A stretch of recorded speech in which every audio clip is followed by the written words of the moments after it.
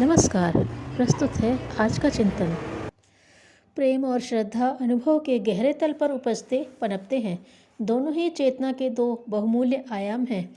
दोनों ही चेतना के दो भिन्न भिन्न स्वरूप हैं। श्रद्धा समर्पण मांगती है। बिना शर्त समर्पण ही श्रद्धा है। श्रद्धा श्रद्धेय पर बेमोल बिक जाने का नाम है। श्रद्धा केवल श्रेष्ठ एवं श्रद्धास्पद पर ही संभव है, पर प्रेम दो समान तल से प्रारंभ होता है। दो की भावनाएं समान हो तो ही प्रेम पनपता है। प्रेम दो से प्रारंभ होता है और एक में विलीन हो जाता है। दो का अस्तित्व एक में घुलने पर ही प्रेम परवान चढ़ता है। प्रेमी प्रेमास्पद में घुला हुआ रहता है।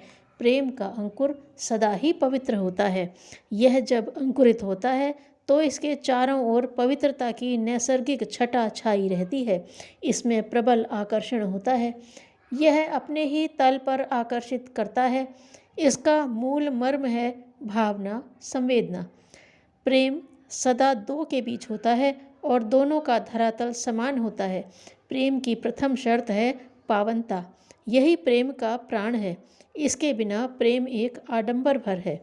पवित्रता के बिना प्रेम में वासनाएं पनपती हैं और प्रेम केवल शब्द जाल बनकर रह जाता है। वर्तमान समय के प्रेम में पवित्रता एवं उत्कृष्टता के अभाव के कारण ही इतनी विडंबना एवं विसंगतियां फैली हैं। प्रेम संसार में है तो पर सांसारिकता में खो जाता है। संसार में प्रेम को जीवित रखने वाले परमात्मा के पार्षद आते हैं और इन्हीं के कारण प्रेम जीवंत रहता है, परंतु सांसारिकता में प्रेम की केवल परछाई भर दिखती है।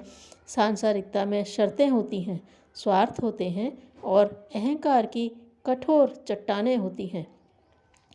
ये प्रेम बीज को उगने, अंकुरित नहीं होने देती हैं। प्रेम के लिए यह बंजर भूमि है।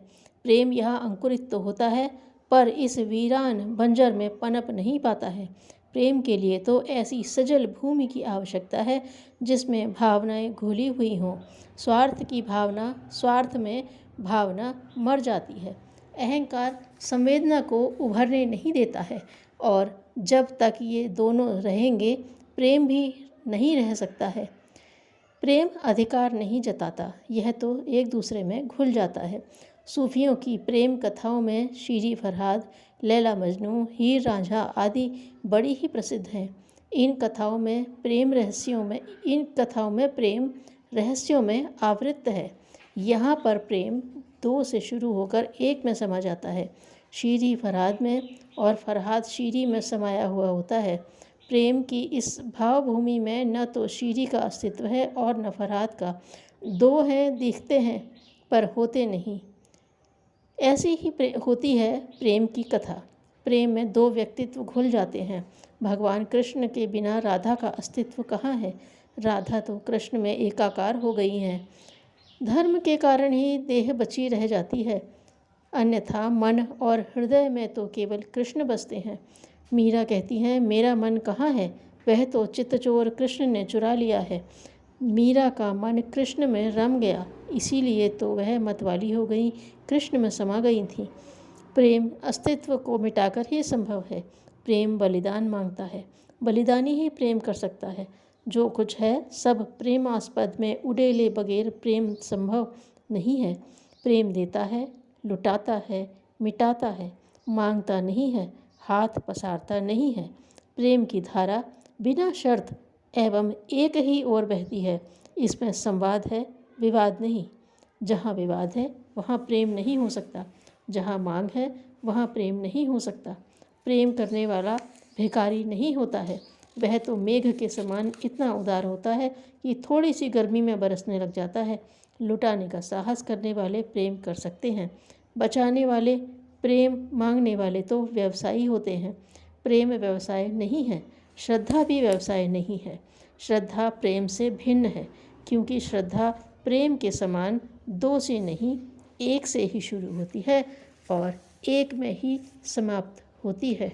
श्रद्धा के होने का तात्पर्य है चेतना हिमालय के शिखर पर आरूढ़ हो चुकी है। यह समर्पण से प्रारंभ होती है। समर्पण शिखर पर बैठे व्यक्ति पर होता है। शिखर पर आरूढ़ शिखर पुरुष ही श्रद्धास्पद हो सकते हैं। जिन पर निज को समर्पित किया जा सके। श्रद्धा के होने का मतलब समर्पण का होना है। श्रद्धा भावुक होकर आंसू बहाने का नाम नहीं है, यह एक बड़ी भावनात्मक परिणति है। श्रद्धा लक्ष्मण वैरागी में थी।